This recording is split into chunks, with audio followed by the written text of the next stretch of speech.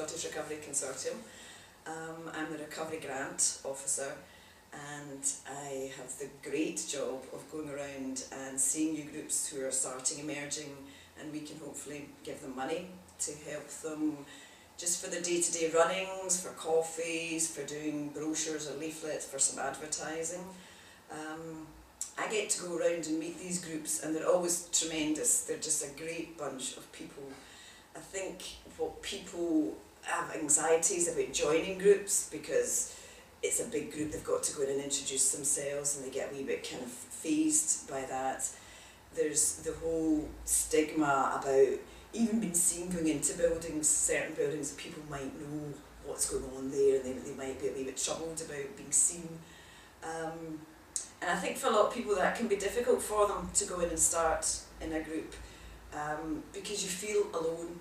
So many people, if they've had addiction problems, mental health problems, you always think that you're on your own, you're sitting somebody, nobody understands you, nobody gets you. You quite often don't understand or get yourself. And I think for most people that I have met that have joined a group have done tremendously well out of it. I think for people to be, just to even have that bond where you think you're not alone, and it sounds very, very simple, but it's not, because if you're in that grip, that vortex of just despair, you really just don't believe people when they tell you. You have to go and see it for yourself. So when people go into groups, just to be with like-minded people, I think when somebody understands you in a way that sometimes people only in your group will, something clicks for you, and it's not that your life is suddenly perfect or better or anything, but there'll be some bit of that day that you'll think there'll be a wee bit of relief from whatever it is that you're going through, because you're with people who really understand.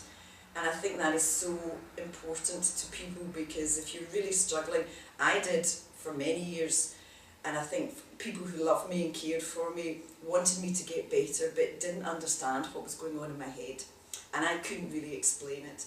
And when I got into a group where I was trying to explain it to people there, people were like, oh yeah, that's just how I did it, or that's how I feel. And I just felt as if they spoke my language. And a lot of people don't speak your language when you're in the grip of something awful like that. I think when I came out here to meet the group, which was a long time ago, and I met Paul and Liz and spoke to people in the group, and they were tremendous, and they're always, I get a real kick from my job, because I get to go out and meet people who have been struggling and are maybe not struggling as much as they were, who are moving on, who've got contacts now, who've got other people in their lives that can help them, and they're happy and they're contented and they're with like-minded people. I can't stress that enough, how important that is. And you see them getting better. And a lot of times I tell people what I do, and they say, is that not really depressing? Is that not really upsetting? And most of the time, I would say 99 times out of 100, I meet a group and meet the people there, and I fly home, and I get such a lift out of it, because they're tremendous people, and there's hope, and there's joy, and there's understanding, and that's really all you need.